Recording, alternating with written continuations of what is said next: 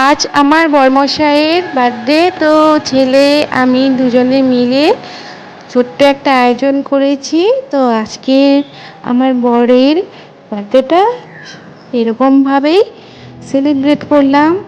ছেলে আর আমি দুজন মিলে সামান্য একটু আয়োজন করেছি, সেটা দিয়ে আজকে বরের বার্থডেটা সেলিব্রেট করা হলো। মাঝে মাঝে কিন্তু আমি দেখো কিছু ছবি তুলে নিচ্ছি, আর দেখো এখন কেক কাটা হবে, আর ছেলে কিন্তু খুব এক্সাইটেড কেক কাটার জন্য। তো পাপার সঙ্গে কিন্তু ও আমার ছেলে কেক কাটবে। তো দেখো, আর দেখো হ্যাপি বার্থডে কেকটা কাটছে।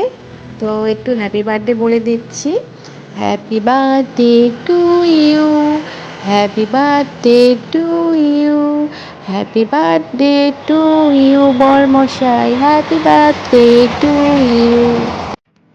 কেক কাটা হয়ে গেছে। তো দেখো কিছু ছবি কিন্তু এখন আমি তুলে নিচ্ছি, তারপরে কেক খাওয়া দাওয়া হবে।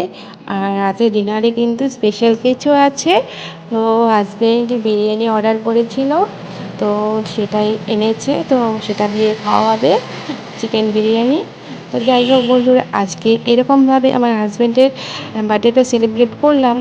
তো যাই হোক, ঘরোয়া প্রোগ্রাম আর কিছু কিছু জিনিস আছে যেগুলো হচ্ছে ছোটোখাটো, সেগুলো এরকমভাবে সেলিব্রেট করার আনন্দটাই কিন্তু আলাদা। সবসময় কিন্তু সবাইকে নিয়ে এত আনন্দ করা হয় না, পসিবল হয়ে ওঠে না। সেজন্য কিন্তু ছোটো ছোটো আনন্দগুলো এরকমভাবে আমরা সেলিব্রেট করে রাখি। তো তোমরা কিন্তু যারা যারা ভিডিও দেখছো, তোমরা ভিডিওটা দেখো, অবশ্যই তোমাদের ভালো লাগবে। আজকের এই বার্থডের কেকটা কিন্তু একদম ম্যাঙ্গো ফ্লেভারের ছিল, কেকটা খুব ভালো ছিল।